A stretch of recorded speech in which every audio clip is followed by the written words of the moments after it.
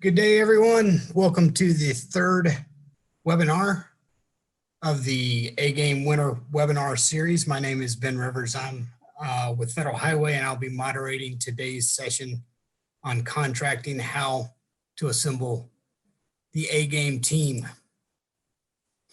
Contracting is obviously a mechanism that owners and partners use to achieve some agreed upon service or outcome. And in the context of subsurface investigation and site characterization, contracting may be a means to obtain services that we might not otherwise have available for us in-house if we were to self-perform site characterization work, or it may be to provide means to supplement that work or to provide the capacity to achieve effective site characterization simply to meet workload demands. The manner in which we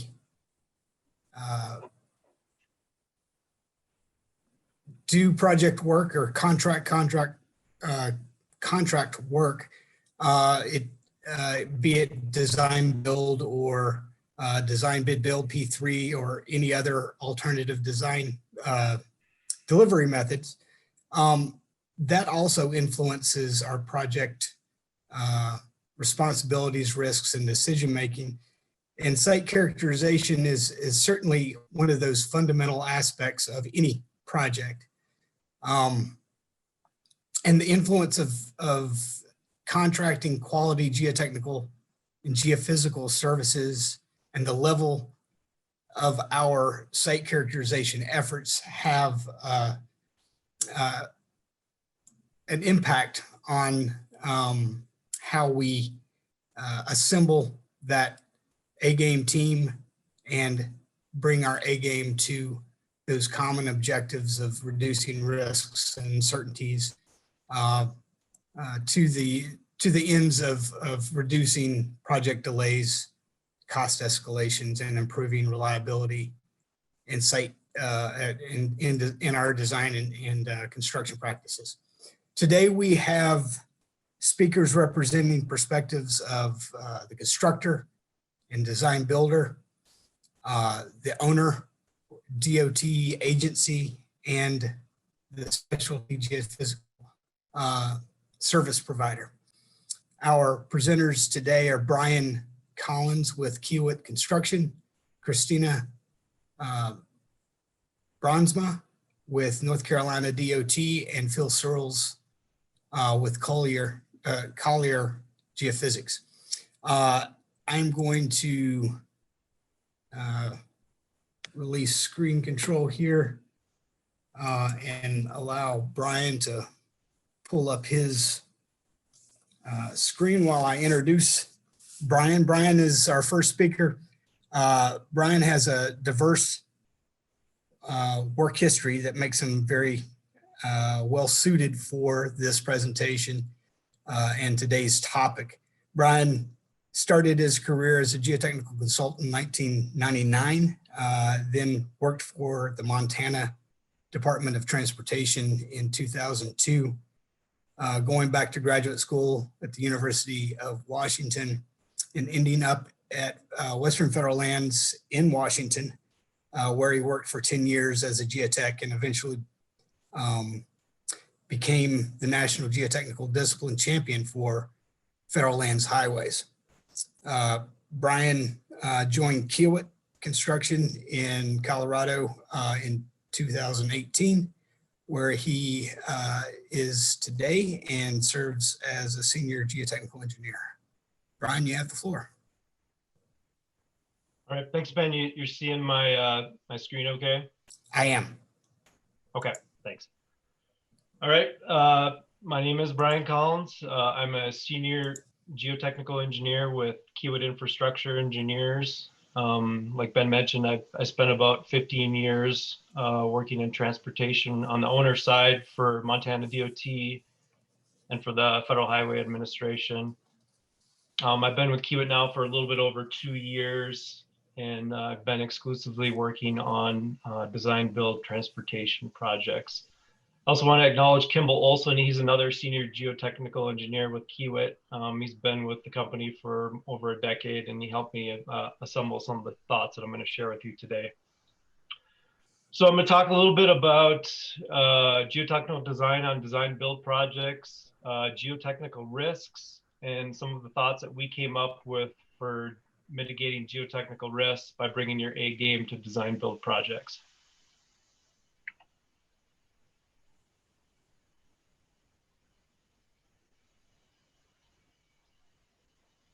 There you go. So where do we start? Typically, when we start on a design build project, the plans are developed by the owner to somewhere between 10 and 30%. The RFP or the contract is typically sent out initially as a draft, which is a good thing. That allows us to develop our questions and work through any issues with it with the owner, so that hopefully we can get those issues and questions resolved before the final draft or the final RFP is released. For structures, typically bridges, we just get a general layout sheet. And typically there are no foundation designs or types indicated on the general layout sheets.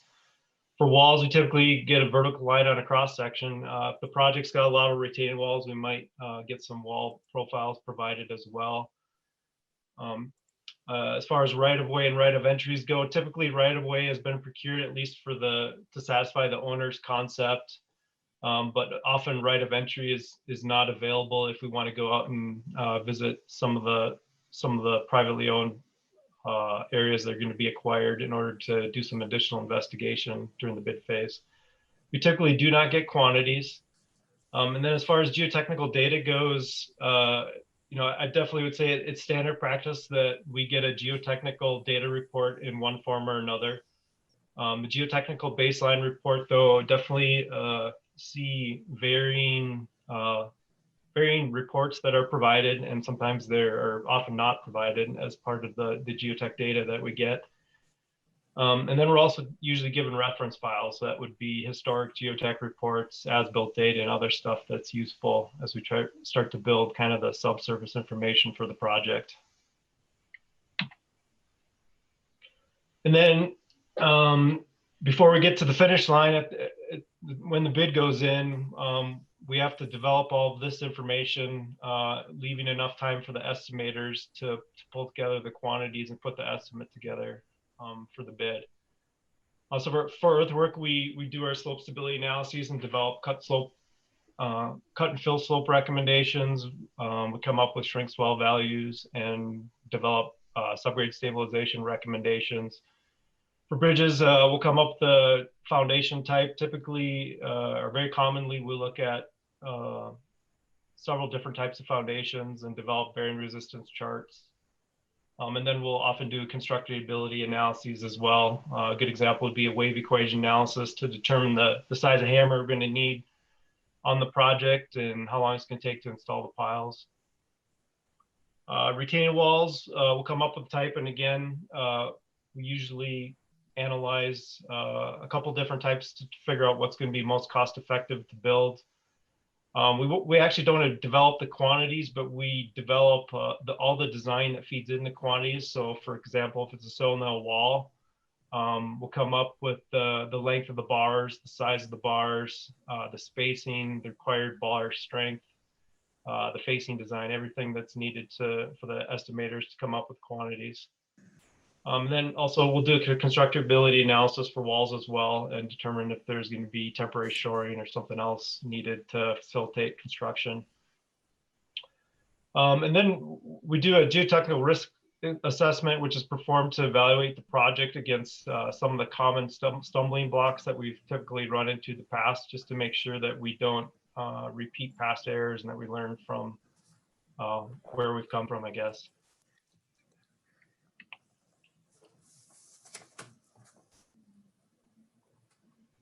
So after I was with Kiewit for about a year, I was at a meeting in Washington State, And I ran into the area manager while I was getting some coffee, and we're chatting, and he said this to me. He said, basically, this might not be exact quote, but he essentially said, all the risk on the project is with geotech. Once we get out of the ground, everything's pretty well defined. So unless there's big quantity bust, really the risk lies with geotech. And I think about this a lot and about what we can do to minimize those risks. Get into that more. So what does it mean to win on a design build project? And it's not really just about the contractor winning the job, but about getting the project at the right price and get it built on schedule for the owner, and delivering a high quality product. That's what we strive for. So to do that, we want to make sure we identify and mitigate the geotechnical risks. We want to assess the suitability of the in situ soils. We need to identify all the geohazards. We need to have a good understanding of the groundwater and its variability. We need to know where the rock is, what it consists of, and what its characteristics are. We need to have good understanding for geotechnical constructability. And then a very important thing is that we need to identify geotechnical data gaps. Very commonly, we supplement the RFP information with other sources and local expertise. It's very common for us during the bid phase to go out and do some additional geotechnical information. We always try to incorporate innovations and alternative technical concepts into a project whenever we can to save costs and time, especially. And most importantly is like, we really need to get accurate quantities into our bid. And in order to do that, we need to have adequate subsurface information to develop those quantities.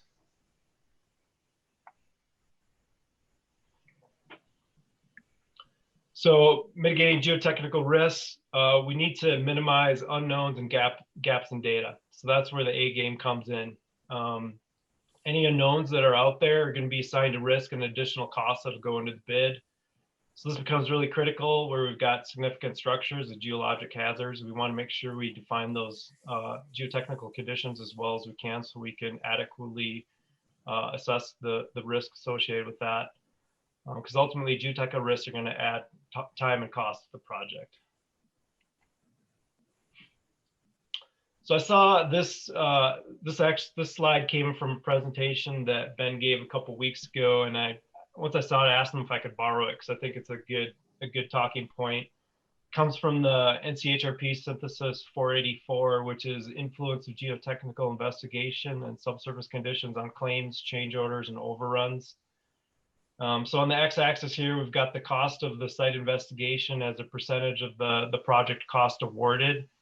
And then the y-axis is the total increase in construction costs greater than the project award as a percentage as well. And you can see I added here, we can also look at this as basically geotechnical risk on the y-axis versus upping your aim game on the x-axis. I think the big thing to take away, I'm sure these data points, I believe this data is actually from Europe, but these data points, they could move around a bit here and there, but the big thing to take away is that typically on transportation projects, we're in that 1% to 3% cost range for the cost of the investigation. And really, you can see that there's a big difference. If you drop below 1%, you're adding a lot of unneeded risk in the project just by not providing or getting the information that you need up front to design it properly. And then once you get around 3%, you really see that the points really drop off beyond that, and you've done an adequate level of investigation and you've got the information you need to complete the design.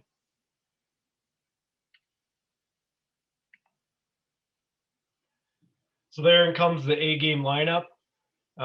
Traditional borings, I don't think they're going away. We still get great information from them. I think the idea is that we want to start incorporating some new technologies with them, like monitoring well drilling, so we can get some continuous data with depth. CPT and SCPT, I think many people would argue that these already are pretty much standard practice, but definitely a great tool for the toolbox when you got the right geology, and especially if you're looking at a liquefaction hazard or just trying to get seismic shear wave velocity profile. Again, you get continuous data and you get multiple data sets. Downhole oriented televiewers are another great tool in the toolbox when you've got rock jobs. It's, the technology is just great to be able to get the oriented structural geology from your borehole after you complete coring. It's a really invaluable tool to have available to you.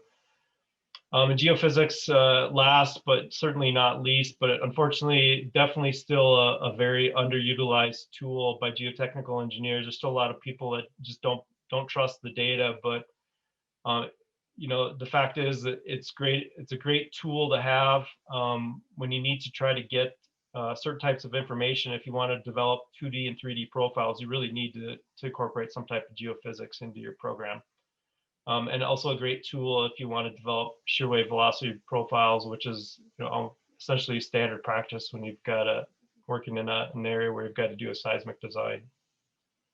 I think the important thing about the A-GaME lineup here is just making sure that you select the right tools for the geology and to get the information that you're going to need to complete your design. So a few thoughts on incorporating your A-GaME into the contract. Like I just said, use the right tools and get the right information that you need for the design. Don't just go out and do a bunch of standard soil borings. We like to see both a geotechnical data report and a geotechnical baseline report be provided in contract. It's important that the GBR accurately portrays the subsurface conditions. It should be supported by the exploration data in the GDR. We don't like to see vague terms such as poor ground, and we don't want to see the GBR be the sky is falling report and using overly conservative terms such as unsuitable. We'd rather see performance values, performance criteria set up in the contract. We also like to see the GBR contain specific baseline values, and a good example of that would be providing baseline boulder quantities when you got a drill shaft project. That really sets a level playing field for all the contractors, and it can help mitigate some of the claims upfront.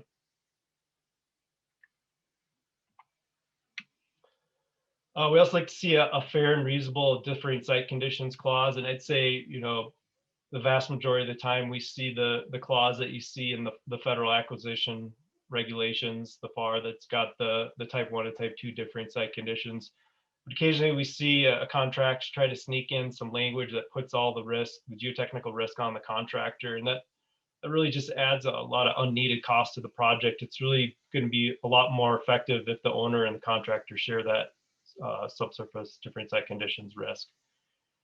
And very importantly is not to let time be an excuse for doing limited pre-bid explorations. That's a big component of the A-GaME, is having tools that you can deploy quickly and get information. I know a lot of these design build projects, they're pretty short burn. The contracts come out quick, but there's still time, and it's always okay to provide additional data during the bid phase.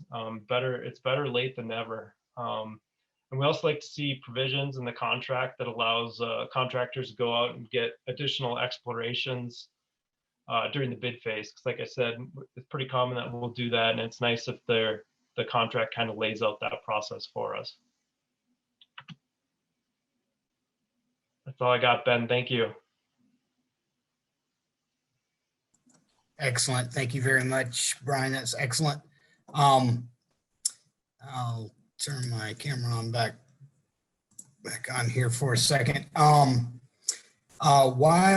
So a couple of things. We had one question actually come in for you, Brian, and Christina, I will ask you to go ahead and pull up your presentation while I ask this question to Brian.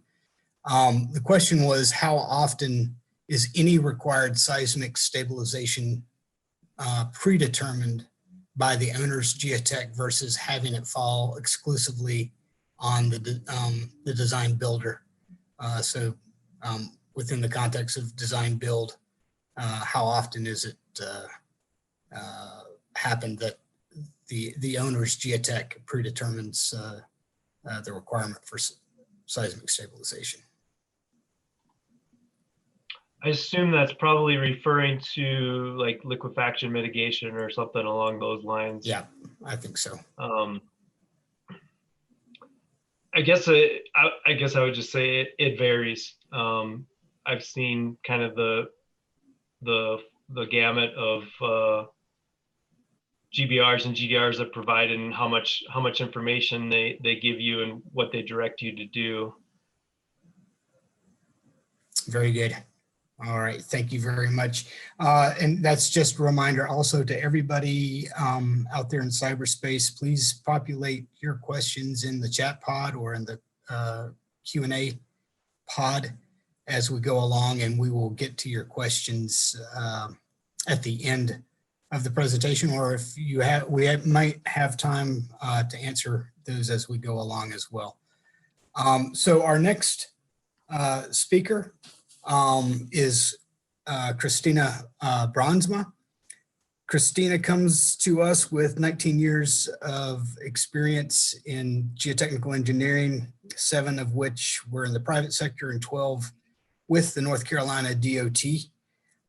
Christina is a licensed geologist with North Carolina Department of Transportation's Geotechnical Engineering Unit. And Christina is a senior project and contract manager for the contracting group in Raleigh that helps procure private engineering services across the state of North Carolina. And if you didn't catch that exactly, Christina is both a project and contract manager within the Geotechnical Engineering Unit, which is not too common for DOTs to have that arrangement within the geotechnical unit itself, but North Carolina is one of those. So it makes Christina extremely well qualified as a speaker for this topic. And so thank you, Christina, for presenting today, and I will turn it over to you. All right. Well, good afternoon, everyone. I am, as he said, I work for the North Carolina Department of Transportation in our contracting group within Geotechnical Engineering Unit. So my job is to primarily provide all of the different services that we may need, whether it is pre-scoping, pre-construction, all the way into construction when we have questions referring to geotechnical concerns or where we might want to increase information or when we have an on-call problem during construction. So in my particular case today, I want to talk to you about how we handle contracting geophysical services. Certainly we handle all of your standard borings and things like that, but there are sometimes questions that need to be researched by allowing us to look at the project in a different way. And that is certainly the case with geophysical information investigations. The first thing that we expect out of a private engineering firm, and we don't have a lot of this equipment and capabilities to do the geophysical analyses anymore. So we have to look to the private sector for that expertise and for the ability to do what we're looking for. We ask for our private engineering firms that are interested in doing geophysical services to become pre-qualified. And that allows us to vet any of the firms that are willing to be providing this type of work for us throughout the state. The first thing that they have to do is there's a lot of automation to how we do a lot of this kind of work. But in the case of any pre-qualification, they have to start with an NCID business account. They complete a form that details what type of discipline they are interested in being pre-qualified for. And that's sent to our pre-qualification management team, who then will review some of the details and then send it to any of us technical units within the NCDOT to review and determine whether or not they are qualified or unqualified to provide those services. So a lot of times what we have to look for code 3035 in this particular case with geophysical services is that we're looking for key personnel, the people who really know what they're talking about when it comes to going to a myriad of different projects and using various geophysical techniques. So a geophysicist is, that's bar one, what we'd like to see. But a professional geologist or an engineer who has experience within both investigating using various geophysical techniques, but can also interpret said data and maybe give us recommendations or various additional services afterwards. That's what we're really looking for in a firm that wants to provide these types of services for us in the geotechnical community. We like to see their products. So we require them to submit any product examples of geophysical work that they do. And of course, that can be multidiscipline. And we also look for about 5 years worth of experience in doing geophysical investigations. So all of that's laid out very clearly in our Connect website that is available to any private engineering firm and the public to see what we have to do and all of the things that we do to vet any services that are being provided. So a lot of times what we're really looking for, the techniques that we tend to look for supportive data in conjunction with our traditional geotechnical engineering investigations is ground penetrating radar, seismic refraction, resistivity, EM, magnetometer, gravity, seismic vibration. We even do some side sonar. And all of those, you don't have to be proficient in all of them. That's one of those parts of proving that you are proficient in what you're proficient with. And we know if we have to call you that those are your proficiencies as far as geophysical surveys are concerned. And this type of work qualifies not only for our geotechnical group, but also we have embedded geoenvironmental services within the geotechnical engineering unit as well. So our geophysical methods could be used by either of those disciplines. This is a kind of the flow chart of how we work when we're looking at a firm that has been pre-qualified, when they've decided that they want to contract with the North Carolina Department of Transportation specific to the geotechnical engineering unit. We have something called a limited services contract that can last for 2 years with a chance of renewal for up to 1 year, that allows us to snag kind of the best and the brightest professional engineering firms to be on call for us. And, we have a set amount of that contract and a set length of that contract. And then that's something that we advertise completely across the board to the public. And we need to have, obviously, any of those firms bringing in a letter of interest and proving that they have gone through the pre-qualification process with DOT. And that's for all services, not just geophysical services, but also for geotechnical drilling, roadway investigations, bridge investigations, and design. They all have to prove their abilities to do these things. And we then put together a selection committee. We review those letters of interest. We meet for final selections.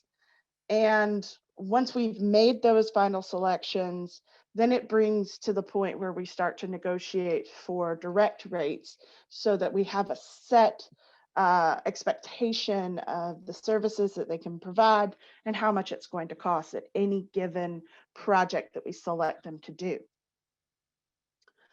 a quick go through on our Lse selection criteria. We put a lot of stock in if you have any experience either with NCDOT or other entities, cities, additional states, but we're looking for products that show that the firms know what they're doing and they provide quality personnel and quality products and services.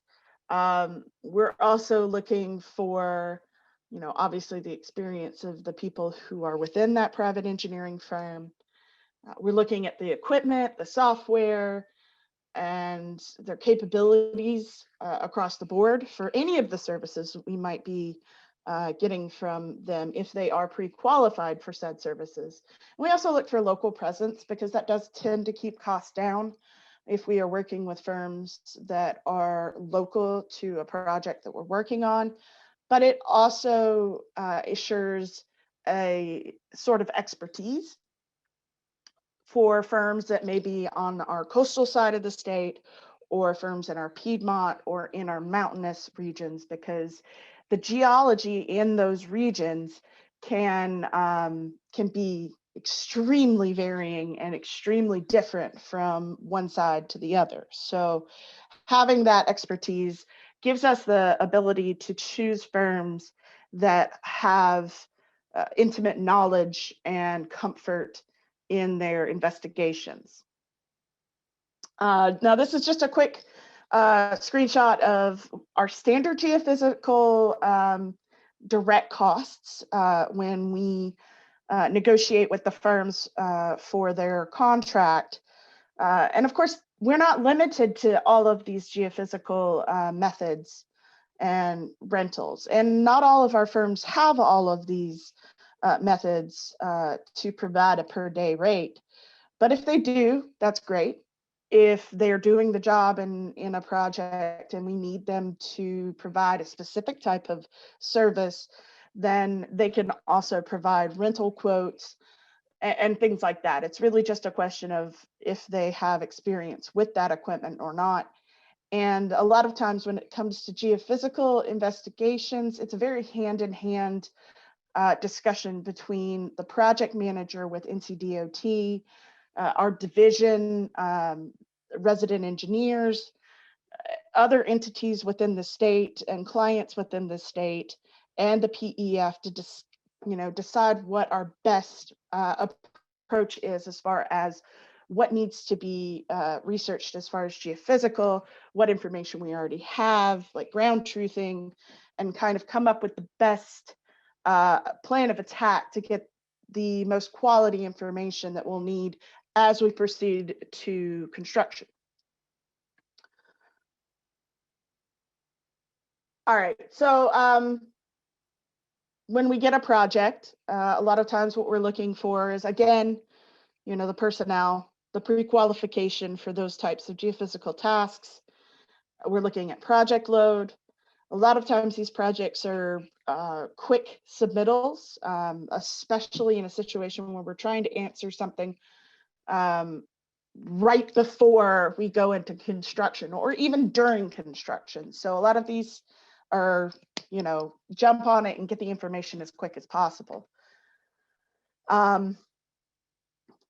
I'm going to go through some of our various projects and the types of geophysics that we look to a lot of times for investigations within the state. And we have lots of different reasons why we've gone to looking into using geophysics, and it's a wonderful tool, especially in a situation, say, where you've got a graveyard and you certainly don't need to be ground truthing that in construction. So a lot of times ground penetrating radar is one of our biggest services that we contract out. We've used them for pipe failures, sinkholes, grave sites. We've even used it for pavement thickness. So we're using it for pavement design, roadway design, where we have a question that we can't easily solve with just a 6-inch diameter vertical boring, or even a situation where maybe we go in with a test pit. It's just not something that we can do. And that's where we really need to lean on the geophysical data and the expertise of the private engineering firms that we're working with to supplement any of the truthing data with some of the things that we just, we can't disturb and need to kind of look at it in a different way. This is a perfect example of a graveyard where a road is going to be widened, and they needed to see the extent of the graves to see if they crossed over into our slope stakes. Good news is that they didn't. So in this particular case, they ran multiple lines of GPR and were able to get very good data to confirm whether or not we needed to be concerned about it. And in this particular case, we didn't have to do anything additional. Our geoenvironmental folks have to deal with underground storage tanks. And so GPR is one of the go-tos for that. It gives relatively good data almost fairly consistently. So it's one of their biggest tools. We also use seismic refraction. We do this a lot to determine rock lines, rock fill mapping, and we've also used it for sinkholes as well. In this particular case, we had a widening of a road where they needed to put in a retaining wall so that they could widen the road without getting into the creek line right here. We can't get a drill rig easily down on a slope that looks like that. So it was actually kind of tough just to walk down that slope as a human. So in this particular case, we opted to supplement our drilling data with seismic data to try and get a feel for where the rock line was. And in this particular case, we got relatively good data, both doing transverse and perpendicular seismic lines to get a kind of a 3D visual of what the rock really was doing along that slope and where that retaining wall will be constructed.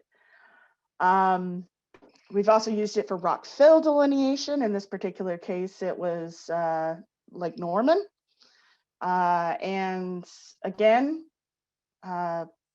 we get relatively good information, and it saves us from having to Swiss cheese I-77, which is an extremely busy interstate on any given day. And, it's just a quicker, and in sometimes more information can be procured by going the route of geophysics in this situation. We use resistivity. A lot of times it's going to be used for sinkholes. We have used it for mine shaft locations in US 421 around Cumnock, where we have inactive coal mines that we didn't even know existed under the road until we lost a couple of augers. We went back in there with geophysics to really get a better view of it in a holistic manner, as opposed to just point information. In this particular case, we were using it for a sinkhole, and we threw the kitchen sink at this one. We tend to throw the kitchen sink at any of our situations where we find sinkholes in our limestone in the eastern and southeastern portion of our state.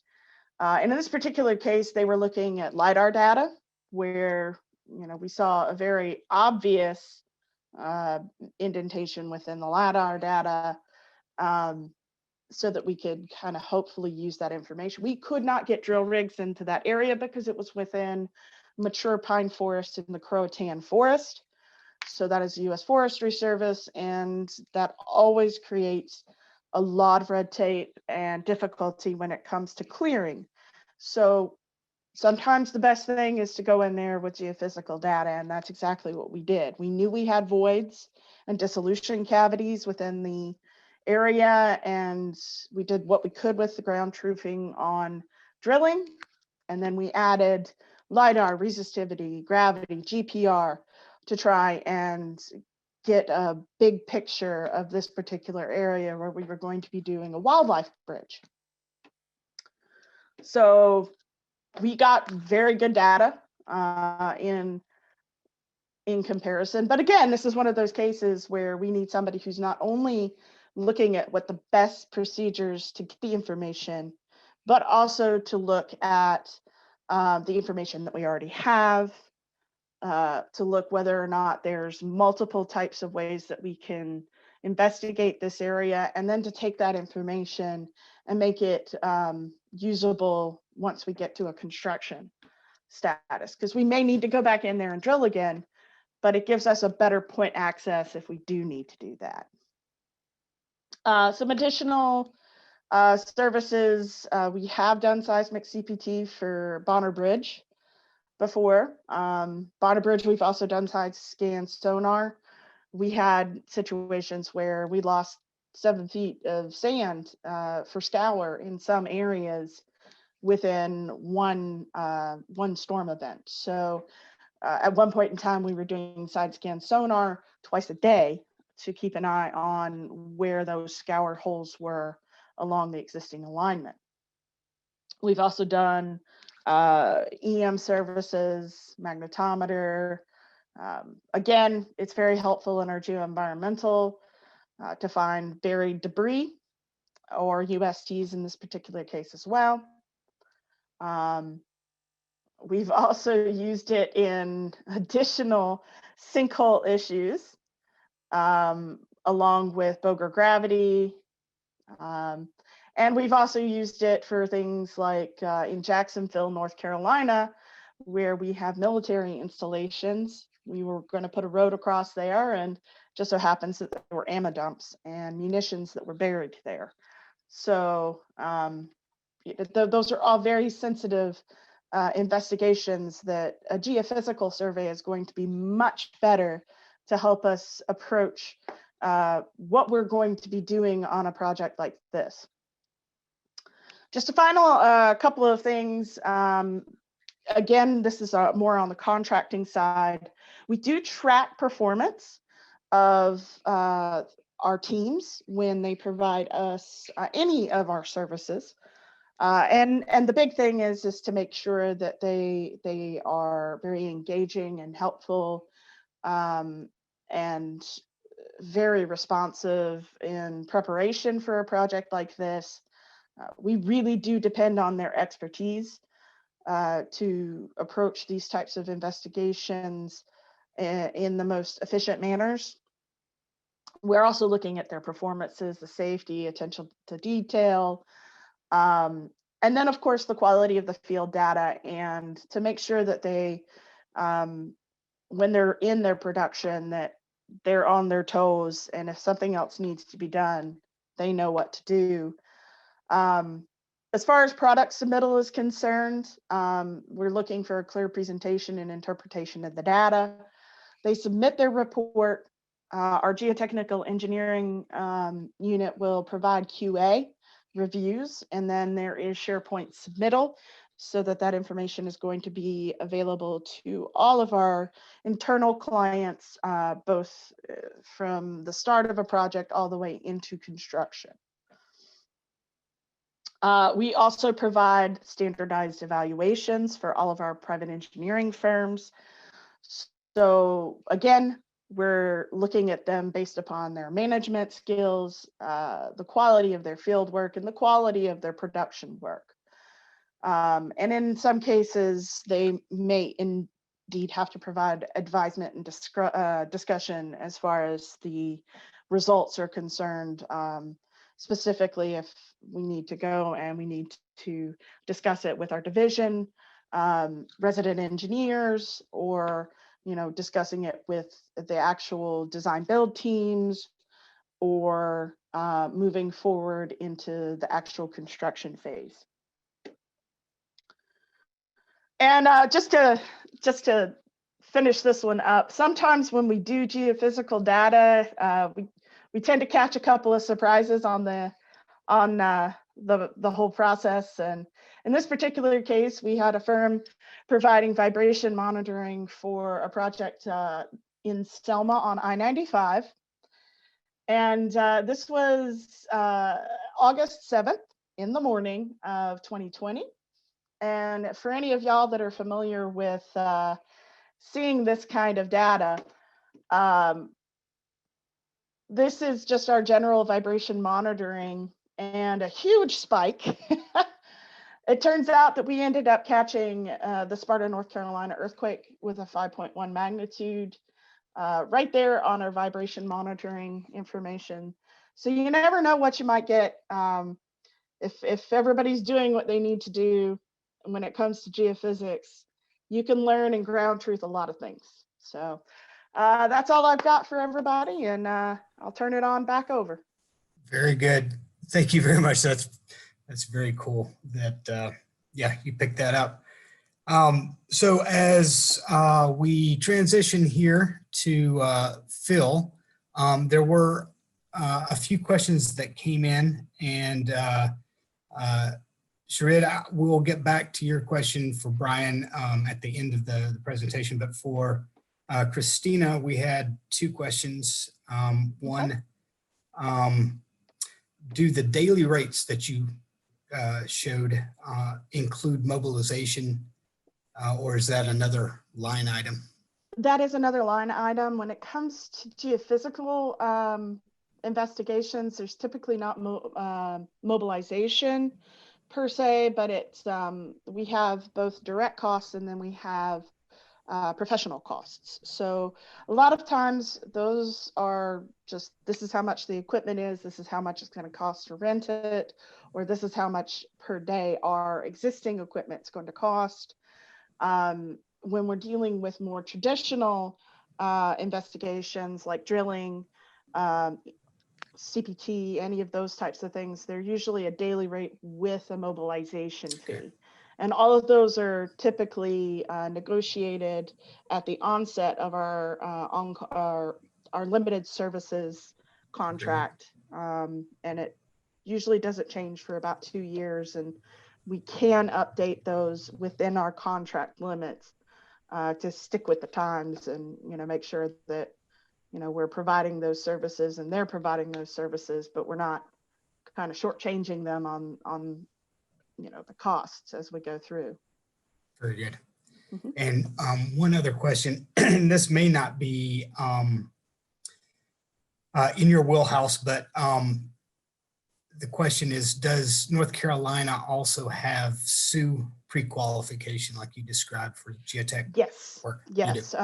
Like I said, when it comes to any of those services that NCDOT is looking for, we've got a pre-qualification code for almost everything. And it goes through that process of needing to have an NCID business account and then going through our Connect website, which I provided. If we distribute these, there is a link that takes you to our Connect site and the process of what you need to do for pre-qualification. But we've got pre-qualifications for SUE, we've got it for location and survey work, we've got it for clearing and grubbing. So basically, you name it, a firm that's wanting to provide services for the North Carolina Department of Transportation needs to go through the process of becoming pre-qualified. Gotcha. And we're just there to make sure that if there's any technical pre-qualifications, then we're included in that review because we're the folks that have more understanding of the products that we want to see. Very good. Thank you very much, Christina. Great presentation. So our final speaker today is Phil Searles. And Phil, you can go ahead and load your presentation or screen up. Phil has a master's degree in geophysics with an emphasis in geotechnical engineering and has over 35 years experience with all of the A-GaME geophysical methods, including CPT and then some. Since the EDC 5 A-GaME effort began, Phil has been working closely with FHWA and the A-GaME implementation team throughout the process and has a long history since the 1990s of working closely with FHWA, including myself. and our late friends Kamis Rami and Barry Berkovitz, who pioneered a lot of the applications efforts in transportation for geophysics. Phil has been a pivotal leader throughout the years, engaging transportation communities with geophysical methods on highway applications and developing multiple FHWA guidance training materials and education materials as well, including materials for that we'll be talking about today on contracting. Phil is currently a senior geophysicist with Collier Geophysics in Lakewood, Colorado. The subject of his talk today is on contracting specialty geophysics contracts from the specialty geophysics contracting perspective. His title, the title of his presentation is The Role of Contracting A-GaME Services. Phil, I'll turn it over to you, sir. Perfect, Ben. Thank you. It's a real pleasure today. I hope everyone can hear me. I appreciate very much the way you organized today's presentations, Ben, because we had that design build perspective from Brian, and then a very mature contracting capability perspective that North Carolina has. I've watched what they've done over the years and seen how well that has matured and the use of geophysics within their state. I believe what you're doing in EDC 5 will promulgate that to many other states moving onward. And so this is sort of backing up just a little bit from what Christina prepared and showed us just a minute ago on how they get directly to boots on the ground. And this is a little bit more from the perspective of the things you might want to do to develop an RFP. I like that Christina broke the difference out, and I think Brian even mentioned this from the perspective that often contracts are at what you referred to as a private engineering firm or an AE type consultant that can have the contract structure that I'm not going to discuss today. The contract structure of being multi-year or set-asides or DBE statuses or anything like that.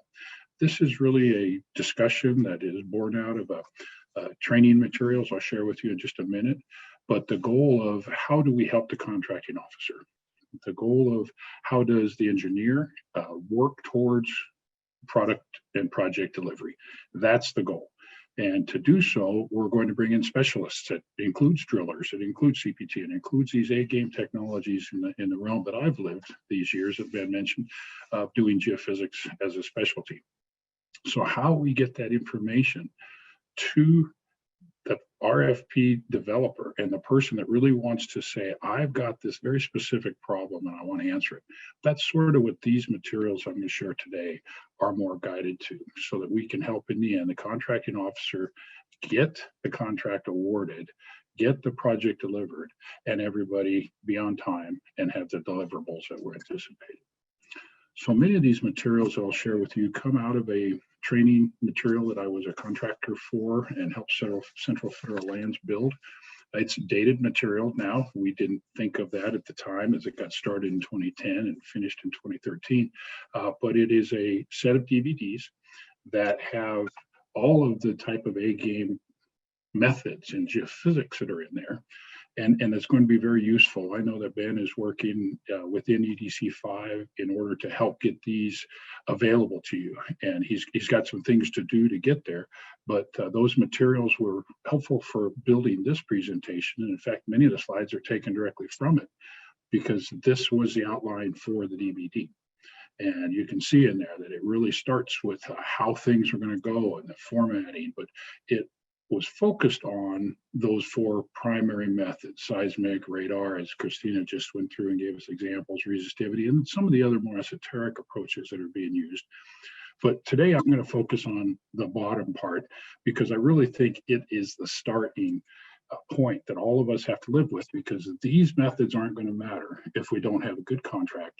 We don't do the things that Christina brought up from the perspective of selection criteria and all of those. So that's going to be the basis for this presentation. And I thought I would back up a little bit. Ben mentioned some of my work over 35 years. What a lot of folks don't know is I did start in the government 10 years and very quickly became a certified contracting officer technical rep.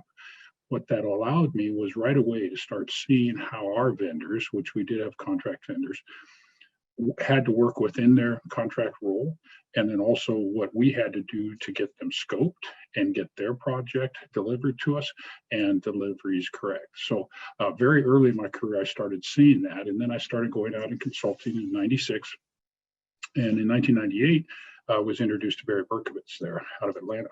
And he really saw, I think, what Ben and others are really working towards with EDC 5, and started going out and training other states and working within the environment of the DOTs. During the course of that, I was awarded the NCHRP Synthesis 357.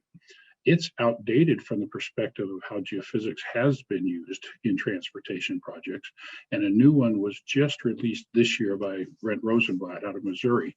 I'm sorry, I forget the number of that one. Maybe it's something Ben can address at the end of this presentation, but it was just produced and published in 2020 in April, I believe. And it shows the development within the states of the use of geophysics. And I think that is a real background for how we'll be moving forward. And then also one of the projects I just completed in last year, 19, in the summer, was working with AASHTO and with Federal Highways on their Sharp 2 program. And we worked directly with 7 states to help them deliver 3D mapping methods with radar and EM to look after utilities, the number one reason we know overruns happen. So being a subject matter there and being a subject matter with the Navy, I feel like the contracting piece is a little bit more of something I understand as that specialty geophysicist that Ben referred to that I am. And that's why I know that he said, hey, Phil, can we get some of these materials that are on the DVD out to you, to all of you today?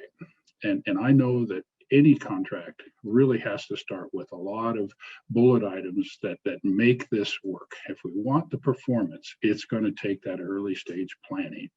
So where does that plan come from? I mean, it usually comes from a series of engineers and contracting officers and geologists and the people on the team that say, these are what we've got to do to define the scope of work.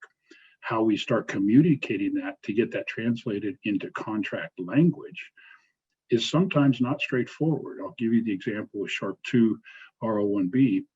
Oregon was sort of the leader of the pack in terms of timing on when they went out and started contracting their vendors. And we worked together. I was there to help them get the right terms in that contract. And what I mean is the language, so that as people looked at the RFP, they could say, I am qualified or I'm not qualified, in order to just submit. No reason for COs or anybody else to go through submittal responses and say, this person really doesn't have, this company really isn't capable. And so it can start with the language there. And I think that's a lot of communication internally at the state or the federal level in order to get it right. I think Christina had a tremendous presentation on how to qualify your vendors and your contractors, because that can really be very important when you have, say, an engineering firm that isn't aware of who might already be qualified and who can show that they have those capabilities, because they are varied within geophysics. And once you have that qualified vendor list, it's going to facilitate the award for any firm that selects those subcontractors, which is generally where I know I have lived for many, many years. But it also allows for, she didn't mention an emergency response type thing where you might go directly to a geophysical contractor. It's not unusual. I have been there, going out on a karst failure, just like immediate, how soon can you be here in emergency response? So having those qualified vendors and capabilities within your organization is really important. And of course, the quality assurance needs that are there every single day, how we're going to make sure we're on track with it. The schedules were mentioned before, and the documentation to get that contract awarded is so critical. So the scope of work itself, to get that clear, and I like the word complete because it's very difficult to do. I liked one of Brian's slides that said, the risk is on the geotechs and it's below the ground. Well, that's where the geophysics aids us. It's a ground truth that we have to have from the drilling. I'm a geologist at heart, and I know that we've got to have that core to crush in the lab. We've got to have those soils to stick our finger in, and understanding that part will allow us to move forward with how we set those goals and understand the priorities on the objectives. When I finish this WebEx and this webinar today, I'll be getting on a call for a project that we just completed in Minnesota, and there are 2 objectives. And which one is the priority might change how we go about finalizing the interpretation results. So organizing those objectives, not just saying, oh, we've got to get top of rock and rippability. Well, which one might be the most important might change a little bit on data collection or data presentation. And how those data are going to be used in the design process. I like to call that the purpose. You know, we know that there might be loads, there might be seismic concerns, or might be other factors on a project that could, again, change the way a geophysicist might look at it, the way an engineer might want to hire a contractor and say, I've got to really understand what I'm doing. Mapping top of rock is one thing, but why you have to know that top of rock is different. And the quality assurance requirements that can be set today are a little different than when I started my career. 84, when I really got my start, there was one ASTM standard, happened to be in what I did my thesis in, and that really helped my career. But there's 16 of them now. They aren't ASTM standards like maybe many of you are familiar with, the Atterbergs or sieve analyses or anything else. They're guidelines, because I wouldn't want to be told, hey, put your geophones at 10 feet or your electrodes at 3 meters or whatever method you might be doing. So they're guidelines, but they are industry protocols. And if you're not aware of those, you can look them up. They're available, of course, through ASTM. But having your contractors understand they're going to be held to those guidelines and held to those standards may be the most important point of that. So there's a few really detailed pieces here that have to go into your RFP, and that is, what is the target? What are you trying to solve? What is the objective? And I just mentioned the purpose too, that I think goes hand in hand with it. What are those geological cultural settings? Christina showed us a couple great examples, and she also talked about the physiographic provinces within one state. I live within Colorado and have very similar conditions. So understanding that is so important. And then if there is a physical contrast, when you start seeing the next set of webinars that Ben has planned and understanding the methods a little bit more, seismic can do geomechanical physical properties, and electro can do geochemical and water moisture type properties, but they can't do the opposite. So understanding those physical properties and how they contrast, will that work on that project site in that particular setting? For example, she showed that vibration monitoring, really difficult with the levels that she showed there, excluding the earthquake that she showed there, to get a seismic survey done, unless you're working at night or other settings that you have to take care of. So creating a checklist, I think, will facilitate you in how you might contract. And fortunately, a checklist was developed. This was done through one of the publications that's listed at the bottom, Application of Geophysical Methods to Highway-Related Problems, published in 2003. I was the project manager for that work. And this checklist is available through Ben. I want to break it down just a little bit so you can understand it. It's a little hard to read there. So page 1 is really focused on the normal things you would expect, listing at the top, you know, who are you and who might the contractor be that could be considered for this, whether it's multiple or it's already through a qualified vendor list. But the key elements I want to break down. So where is the project? You know, within your state, within your county, inside of an urban setting, very different than a rural project. And understanding that is so key. So, you know, the where, not too difficult to answer when you've got the projects on the scale that DOTs are doing. But I think this next piece of the fieldwork time frame, you know, an ER completely different. We've got to run out and solve some problems immediately. But Brian mentioned that some of their projects are pretty fast paced and how quick you have to jump out into the field and get work done. So a little bit on the timing, you know, just checkbox of, hey, 2 to 6 months out, or no, this one's on the shelf for an entire year, but when we pull it off, we want to be prepared. So when, break that down as a team. The results time frame, I think this is getting more critical. We seem to be in a now world. Many of you I know live in it as much as I do, that we're driving away from a project site and do you have my answers yet? Whether they're drilling answers or core answers or they're geophysics, how quick can you get those onto your next phase, and that is the design. So really finding and stating very clearly in the RFP when you expect delivery, because that can change how a project is awarded if you have somebody that doesn't have the availability. The second part of this page 1 is a little bit more down to the roots of the project site itself. You know, what is the objective? There are a few listed on this, and other quite often is what's used, you know, whether it's sinkholes and some expansive clay problems, and the abandoned mine lands in Colorado and Wyoming. We have a lot of problems like that, but quite often there's something else and can be written in there. So what is it you're trying to solve? The subsurface characterization, you know, this is where you can go in, and you can even see the reference in here about this comes out of chapter 6 of that book. So the cross reference between the publications is really quite useful. You know, I've already mentioned top of rock, or is it lithology that you're mapping and not the hardness of the rock? Those things that we start to do, we say, what are those objectives? Because on the right side, you know, we do have unexploited ordnance problems, and there are always utilities, it seems like, even in the rural settings. So making sure that we understand whether it's environmental, anthropogenic, whether it's geologic, that we're going to be addressing that subsurface characterization one step at a time in the RFP process. Page 2 gets down to a little bit more nitty gritty. Some of the things like, you know, what type of road are we going to be working on? Large freeways or just some county road, a couple lane highway? Are we actually on a bridge, the abutments, or the main deck itself? How are we going to satisfy those needs of site conditions? Because one of the questions that I've gotten really good at asking just because of the years, it revolves around those site conditions about, you know, hey, is it treed? It might affect my GPS. Or is it bare, shrubbery? Is it vegetation? Is it really thick? You know, clearing lines is something else that working on a right of way or anything else. So addressing those site concerns early and those conditions. And I really appreciate the way Christina broke out geology. I have a mantra myself that I've lived by for many years, and that's that geology matters.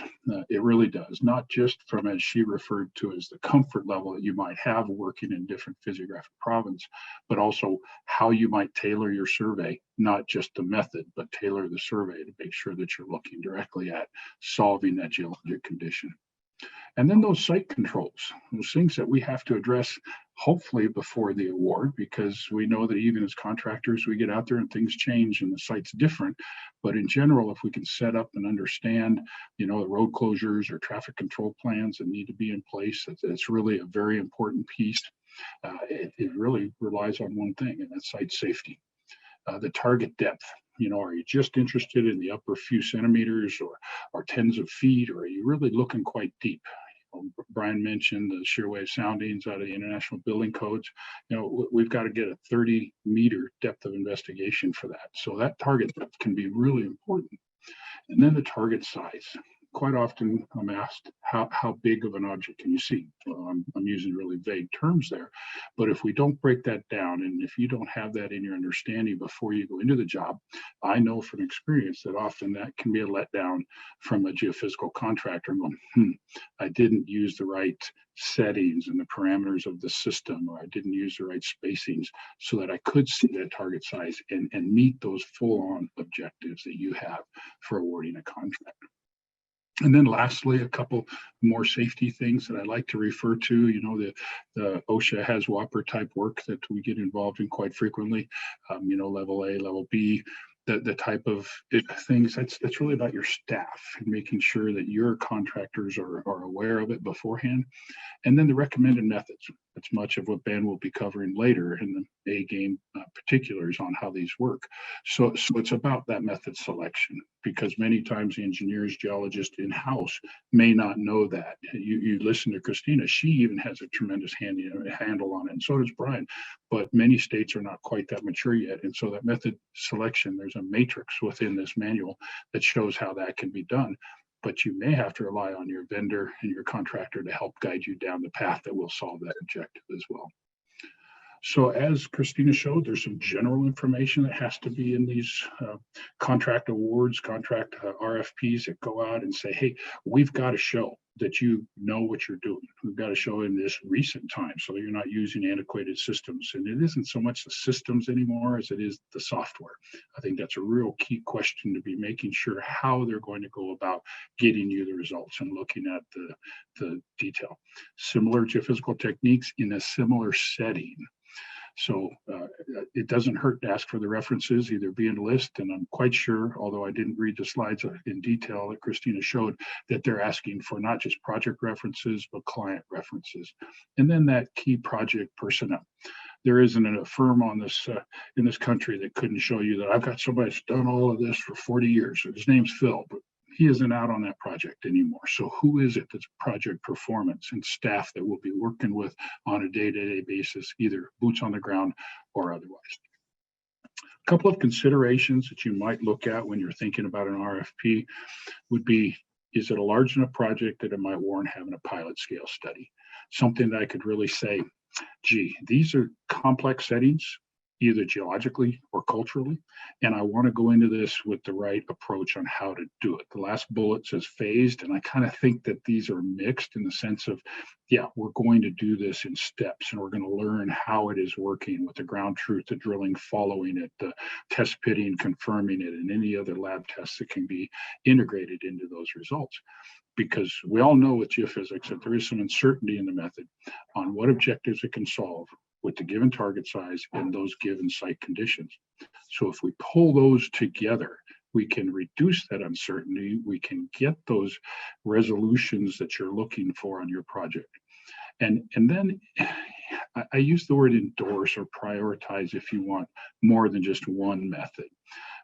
Geophysics is terrific when it's complementary with ground truth of the drill holes and the test pits, but it's also very complementary when you might combine one or two methods on the same project site. I already mentioned seismic and electrical. You know, they satisfy completely two different things. One, mechanical properties, one, lithology, to be very general. And when you can put those two together, then you can start deciding more and more and characterizing more and more your subsurface conditions. And those are things that can be considered clear at the contracting level when these are being written. Remember a couple of things. The geophysical surveys, they require this, clear objectives to get it right. I have been doing this a long time. I think as Ben introduced me, you can understand that. And I've heard the black box magic. I've heard that doesn't work here. A state just barely north of me, you can pick the state, called me 15, 20 years ago, and they needed a roadway widening project. That was the purpose. They needed rock rippability. That was the objective. And I said, Steve, I'll put together a seismic proposal for you. He goes, oh, no, we don't use seismic. It doesn't work. And I don't know that I've ever come off very gruff with anyone, but I said, Steve, if seismic didn't work, you'd still be riding your horse and buggy across Wyoming. So we worked out that I would go do that project and show him with the right tools and the right approach to understanding objectives and bringing the experience there that we can, in fact, solve the project needs that he had. I also like the fact that Christine and Brian, he was at Western Federal and understands these techniques, and Ben and many others at States, Derek being an example of one, former Minnesota, that they're knowledgeable. You know, take Bill Owen. He is a geophysicist within Caltrans, a very knowledgeable client. If you're going to be working for him, the more you understand, the more your contractor can help you, the more your RFP and your award will get that into concise words. Make sure you understand that we can only map physical contrasts. If there isn't one, we're not going to see it. If the soil is all saturated, I'm going to pick up soil compressibility of water, not the difference between, say, sand and clay. Little details like that a geophysicist might understand our measurements better than you can, and we overlook it at the contracting level. Be prepared that you can get data from us as geophysicists that isn't even just our measurements, you know, P wave, S wave, the things that we just referred to. You know, we're taking those now, I think, into more information that can be used in design. I've yet to see anyone design based on P wave or shear wave velocities, but this was an MSE wall in Arizona that we did for Central Federal Lands. And the final deliverable were sections of bulk, shear, modulus, and Poisson ratio, because they are low strain, but they are going to help when you're putting in your design needs, because you can imagine behind this were the standard geophones that measure my P wave and shear wave. And I came up with these layers and got a very nice approach to giving a different deliverable. Thinking about that deliverable at the contract level is the value. Christine mentioned the UXO.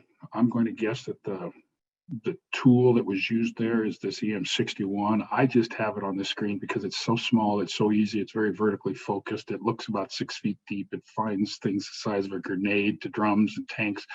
But I like it because I think it is a good example for you just to envision that every geophysical instrument put on the ground by any contractor you would hire, it's got a limitation on its vertical resolution. It's got a limitation on its depth of investigation and its horizontal resolution. Each system will have those. Each system that a contractor wants to bring out will have those. And as an understanding, when you go into contracting and say, I can live with those limitations for my objective, then you know you're going to be meeting your needs on the back end. So a couple questions I want to pose to you that definitely and always impact the cost for a project. That is, how can those data be processed? As a geophysicist, I know I can get very simple and run through something very quickly, and not just in a preliminary way, but in a sophisticated way that says I've got the right answer, but it's simple compared to going through very sophisticated analysis and integration of the geologic data or other site information. Once you start integrating those, either in a GIS format or in some of the software for geophysics, that takes it up just one notch for your contractor. How should those results be presented? Boy, putting them into your coordinate system by station or, whichever method you have that you're going to go to design for the coordinate system or your format, plan and profile sheets. Did a huge project for federal lands that we did 50 miles and everything was delivered on P&Ps. If we're not doing that as your contractor, then we're missing the goal. If you're not putting that in your RFP terminology, then you're missing your goal, and you can't really blame the contractor if it wasn't stated up front. You've seen a number of 2D type approaches that Christina showed you, the two-dimensional profiles, whether it's radar or seismic electrical, but those can be put out in tabular format too. They can be put out in GIS capability. I'll show you an example or talk about that in just a minute. But who's interpreting those data? There are states that are capable of doing it internally as either a quality control, or if it's going to be a secondary review, that can be very valuable for the state to understand how subjective geophysics can be, but how we can limit that subjectivity to be very qualitative and then quantitative at your project level. Whether it comes to borrow and quantities that Brian talked about, sometimes that's really critical to understand. I'm going to need a sophisticated approach to processing. I'm going to have to do that in a format of what you want to have, and I'm going to interpret the data to be used exactly as you intended it for. And then the question that usually precedes a lot of my calls when we get down to the details of those check sheets were, the cultural settings and all those important pieces. I'm asked too early, how much will that survey cost? Well, every method being different, that's a question that can't be answered without the details. But I do want to give you an example of one project I worked on that the project cost for me to have gone and done a survey. In this case, it was a dam. It wasn't a transportation project that was leaking. I've done a lot of dam projects. And it was leaking and it failed. And just to fix that mitigation was about 1.2 million. The cost of my survey was about 60,000. And I was told at the time, that's too expensive. Oh, we can put in a lot of borings. Oh, we can test pit. Oh, we do a lot of things. Well, maybe that or foresight, as I like to call it, looking at a site and characterizing it and contracting it can help on that large expense at the end. So just those last couple of things to consider. State of the practice, I think Ben's EDC A-GaME, A-GaME technologies are the current state of the practice. They're well used, they're well understood. ASTM standards can put you at comfort level to minimize your risk on just hiring contractors that are doing this with the right equipment. There are state-of-the-art technologies. We're doing a lot more 3D assessments in both electrical and seismic, and that comes out of the oil and gas patch. No surprise there. So we're able to scale it down. But really thinking about, a 1D VS sounding for my IBC site classification in the seismic world, that's fine. That's really all we need. We don't have to go all the way to 3D. And then maybe even doing a time lapse. I know that Central Federal did a project a few years ago I was not involved with, but I saw the results where they looked at pre-jet grouting and post-jet grouting behind an MSE wall to see that they in fact got the stiffnesses and everything that they were anticipating from their contractor. So geophysics was a very small piece of just looking before and looking after and comparing those differences. I like this slide because it's really where we're headed. So much of what we do in geophysics is digital. It's no surprise, but our file deliverables are becoming that too. DXF output, so it can go into your ACAD 3D, or any other design tools you're using. Integration of your results and my results. Sometimes it's an iterative approach and making sure that those are meeting the need of the contract. And then how do we provide that to you in a 3D visualization? There are freeware viewers from many of these large software companies, Sequent being one of them, that allows these data just be given to you, and you have free viewerware capability, and they can be integrated into your existing systems that you have. Don't forget, in a contract level, if you don't ask for digital delivery, you may be stuck with just the paper. A little hard to see 3D with a piece of 2D paper. The last couple points are sort of a summation of what I've already referred to. Define that scope of work as best you can, communicate internally, and then take that communication with your potential vendors when you're doing that selection. Getting it qualified in both the quality assurance and then the experienced contractors. Often after an award is where I have found out that it is one form of payment versus another. That can be an upfront piece that contractor officers like Christina can work on with you. Understanding the schedule may be one of the most important pieces. Now for field work, now for delivery of the final report, and then defining those deliverables as I just shared with you. So Ben, I think that wraps it up for me. I wanted to get through that in time for some questions, and also give some credit to, as you said, Central Federal Lands and Commissioner Rami and Barry and others like you that are out there promulgating this for the future. Thank you, Ben. Thank you very much, Phil. Excellent presentation. Great information. We've got about 10 minutes here, and we do have a few questions that came in. Also want to just remind you, as we're getting to these questions, if you do have questions, please put those in the chat or in the question and answer pod, and we will get to those. So 2 questions came in that were directed to Brian.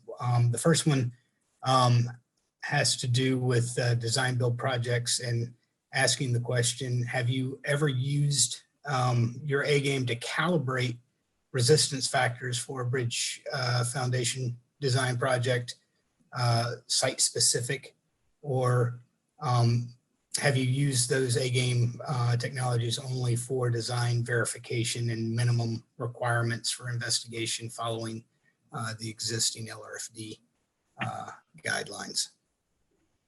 I appreciate the out-of-the-box nature of that question, but I have not been involved in a project where we've calibrated resistance factors. But I think the A-GaME could help you get there. Yeah. And again, we wouldn't be just trying to use it to do design verification. Since we're in a competitive market, we're trying to utilize any technologies that we have available to us to get a competitive edge on our competition. So yeah. That's what we're looking for. Yeah. So yeah, I think that's in the future here. I think the mechanisms will be there to do that, but that would certainly be cutting edge to do. So one other question for you. Can you explain the difference between a GBR and a GDR? Yep. So the GDR is the Geotechnical Data Report, and that's just pure data, boring logs, lab tests, CPT logs, geophysics. Typically, if there's a geophysics done, that'll be in there too. So just pure data. And then the GBR, the Geotechnical Baseline Report, that takes it to the next level and provides interpretations, so that kind of sets the playing field for all the contractors to understand the subsurface conditions. And that's where I've seen, widely varying levels of GBRs, from, fairly thorough, in-depth interpretations and subsurface profiles provided to, I guess, left out entirely. Very good. And one other question just came in for you. What are the natures of the most common differing site condition claims that you've seen? I would say the one that I've heard of most often is groundwater. Missing the groundwater and having to do dewatering, or because that adds obviously substantial costs, and not when you want to have to do it. That's so when the Synthesis 484 report came out, there were 2 line items that were synthesized within the data that suggested groundwater were a significant part of claims. And that was just sort of an aha moment. It wasn't too surprising, but the fact that we don't do a great job characterizing groundwater conditions is something that we truly can improve. And it really takes a new awareness and mindset that these are issues, but we can identify those conditions well. So yeah, I think we have an opportunity to make use, or getting low-hanging fruit out of the way with some of this. If you have any other questions, we have a couple more minutes. In the meantime, I'm going to share my screen if I can. Let's see. Need to expand this maybe. Here we go. And I just want to make an announcement for next week's webinar, which is our 4th webinar of the series, and it's going to be focused on outcomes. This is a special edition webinar that coincides with the EDC 6 rollout, which is the EDC 6 Summit, which will occur on December 9th through 11th. The A-GaME with other technologies from EDC 5 and EDC 4 will have been invited to exhibit our technologies during that summit. So feel free to come by the virtual booth and chat with us. We'll be available during that entire week, but in the spirit of EDC 6, we wanted to showcase those outcomes, those values from the A-GaME, and answering sort of the questions of why are we doing this? What's the value side of it from all perspectives, from owners to project engineers, construction, contractors, and being able to show that value of getting better site coverage, explaining site variation, and seeing that return on investment, very notably on improving our reliability and removing uncertainties from our projects, both for design and construction purposes. So next week on outcomes, same time, December 8th, and our presenters will be Jeff Curry from Alaska, Jesse Rouser from Louisiana, and Jeff Reed from Hager Richter, who will be showcasing Mid-Atlantic and Northeastern State DOT projects along within that present or webinar. So hope you can join us for that, and I will check back here to see if there's any more questions.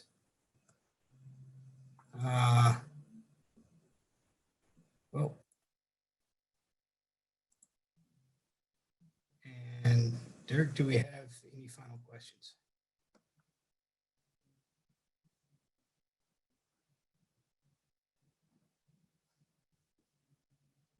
Good. I see one that says, are the recordings of past webinars available?